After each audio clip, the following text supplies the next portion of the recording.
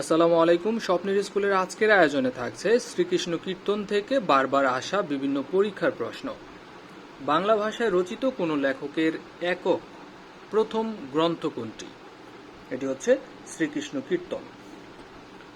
প্রাক চৈতন্য যুগের ব্যক্তিকাল মূলত কত সাল থেকে কত সাল? দেখেন, প্রশ্নটা হচ্ছে প্রাক চৈতন্য যুগ, এটি হচ্ছে 1201 সাল থেকে 1500 খ্রিস্টাব্দ পর্যন্ত।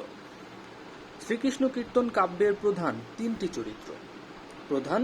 তিনটি চরিত্র হচ্ছে কৃষ্ণ, রাধা এবং বরাই।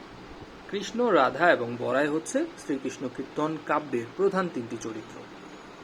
শ্রীকৃষ্ণ কীর্তন কাব্যটি বসন্ত রঞ্জন রায়ের সম্পাদনায় 1916 সালে প্রকাশিত হয়, আর প্রকাশিত হয় বঙ্গীয় সাহিত্য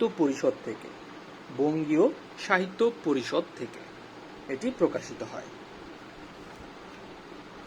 মধ্যযুগের বাংলা সাহিত্যের প্রথম নিদর্শন কোনটি? এখানে কিন্তু মধ্যযুগ বলা আছে। প্রাচীন যুগের হচ্ছে চর্যাপদ, আর মধ্যযুগের হচ্ছে শ্রীকৃষ্ণ কীর্তন। নিম্নলিখিত কোন গ্রন্থটি নাট্য গীতিকাব্য? দেখেন, প্রশ্নটি খুবই ইম্পর্টেন্ট। নাট্য গীতিকাব্য, এটি হচ্ছে শ্রীকৃষ্ণ কীর্তন। সর্বজন স্বীকৃত এবং খাঁটি বাংলা ভাষায় রচিত প্রথম কাব্যগ্রন্থ কোনটি? দেখেন, সর্বজন স্বীকৃত খাঁটি বাংলা ভাষায় রচিত এই গ্রন্থ হচ্ছে শ্রীকৃষ্ণ কীর্তন। পরের প্রশ্নটি দেখেন, পদ বা পদাবলী বলতে কি বোঝায়? পদাবলী বলতে বোঝায় বৌদ্ধ ধর্মের গূঢ় বিষয়ের বিশেষ সৃষ্টি। পদাবলীর প্রথম কবি কে? পদাবলীর প্রথম কবি হচ্ছেন বিদ্যাপতি। বৈষ্ণব পদাবলীর অক্ষকালী কবি কে? দেখেন, একটু ডিফারেন্ট কোশ্চেনটি। অক্ষকালী কবি হচ্ছেন বিদ্যাপতি। মূলত পদাবলীর প্রথম কবি হচ্ছেন তিনি। বিদ্যাপতি কোথাকার কবি ছিলেন? বিদ্যাপতি ছিলেন মিথিলার কবি। শ্রীকৃষ্ণ কীর্তন এর রচয়িতা কে? শ্রীকৃষ্ণ কীর্তন এর রচয়িতা বরু চণ্ডীদাস। শ্রীকৃষ্ণ কীর্তন কাব্যের বরাই আমরা একটু আগে দেখেছিলাম যে শ্রীকৃষ্ণ কীর্তন কাব্যের প্রধান তিনটি চরিত্রের মধ্যে একটি চরিত্র, আর বরাই হচ্ছে রাধা কৃষ্ণের প্রেমের দূতী বা মেসেঞ্জার। শ্রীকৃষ্ণ কীর্তন কাব্যটি আবিষ্কার করেন কে? আবিষ্কার করেন বসন্ত রঞ্জন রায়, আর এটি আবিষ্কার করা হয় 1916 সালে। মূলত 1916 সালে হচ্ছে এটা প্রকাশিত হয় বঙ্গীয় সাহিত্য পরিষদ থেকে, যেটা আমরা একটু আগেই পড়লাম। চৈতন্য জীবনী কাব্যের শ্রেষ্ঠ কবি কে? চৈতন্য জীবনী কাব্যের শ্রেষ্ঠ কবি হচ্ছে কৃষ্ণদাস কবিরাজ। শ্রীকৃষ্ণ কীর্তন কাব্য এটি আবিষ্কৃত হয় মূলত গোয়ালগড় থেকে। মধ্যযুগের প্রথম কাব্য হচ্ছে শ্রীকৃষ্ণ কীর্তন।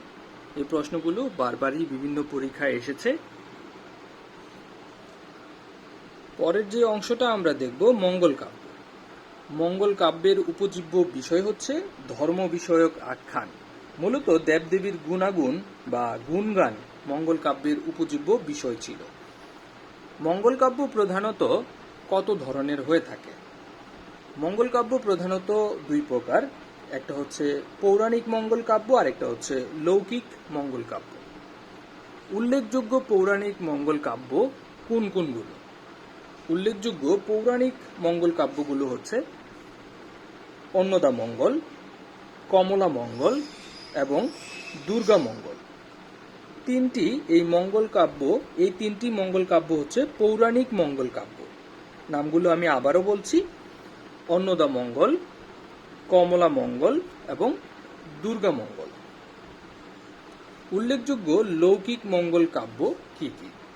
লৌকিক মঙ্গল কাব্যের কথা যদি আপনারা ধরেন তাহলে হচ্ছে এটি মনসা মঙ্গল প্রধান, তারপরে হচ্ছে চণ্ডী মঙ্গল, দেন হচ্ছে কালী মঙ্গল, তারপর হচ্ছে বিদ্যা সুন্দরী বা গৌরী মঙ্গল, দেন শারদা মঙ্গল। সবচেয়ে প্রাচীনতম মঙ্গল কাব্য ধারা কোনটি?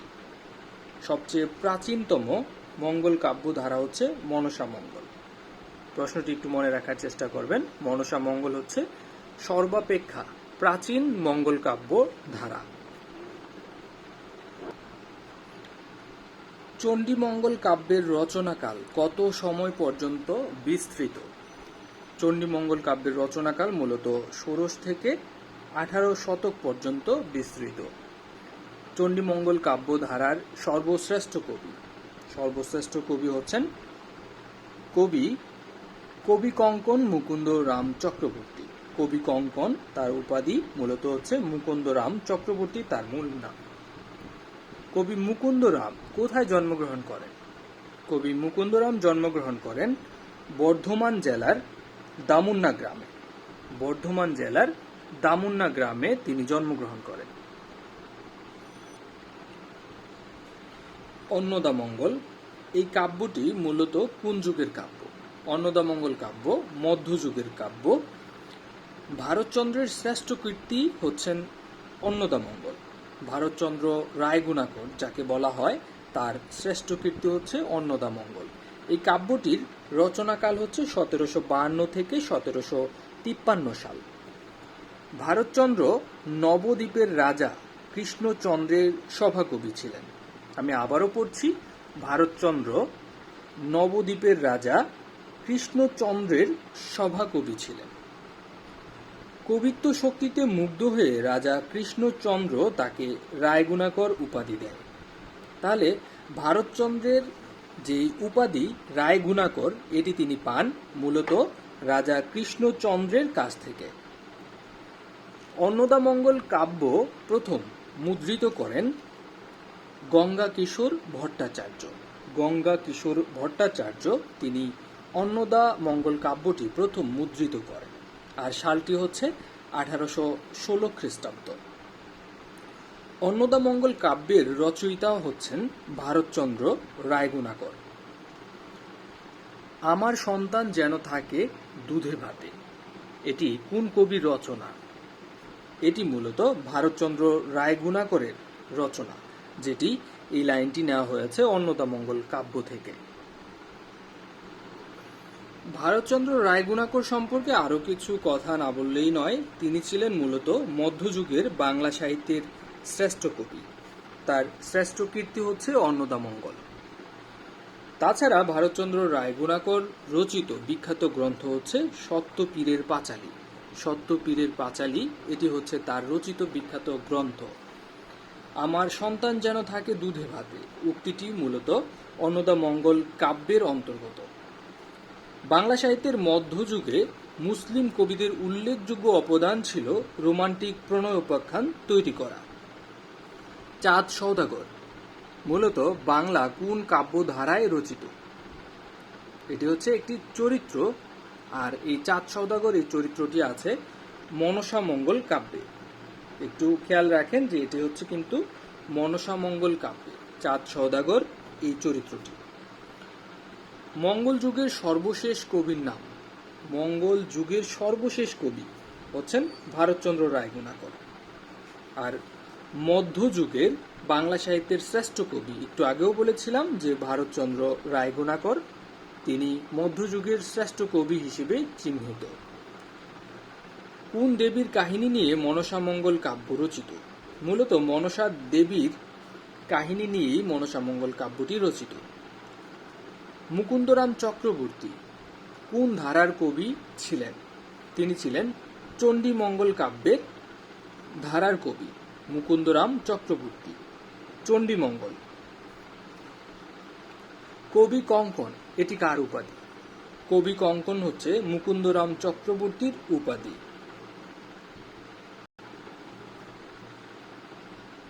দেখেন, মঙ্গল কাব্যের কবি নন দাশু রায়। চণ্ডীমঙ্গল কাব্যের শ্রেষ্ঠ কবি? চণ্ডীমঙ্গল কাব্যের শ্রেষ্ঠ কবি হচ্ছেন মুকুন্দরাম চক্রবর্তী। মঙ্গল কাব্যের রচয়িতা নয় বড়ু চণ্ডীদাস। মনসা মঙ্গল কাব্যের একজন প্রধান রচয়িতা হলেন বিজয়গুপ্ত। প্রশ্নটা একটু স্টার মার্ক করে নিলাম যে মনসামঙ্গল কাব্যের একজন প্রধান রচয়িতা আর তার নাম হচ্ছে বিজয়গুপ্ত। মনসামঙ্গলের আদি কবি কানাহরি দত্ত। মনসামঙ্গলের আদি কবি কানাহরি দত্ত। শারদামঙ্গল মূলত মঙ্গল কাব্য নয়, তাহলে এটি কি? শারদামঙ্গল হচ্ছে আধুনিক যুগের কাব্য। শারদামঙ্গল।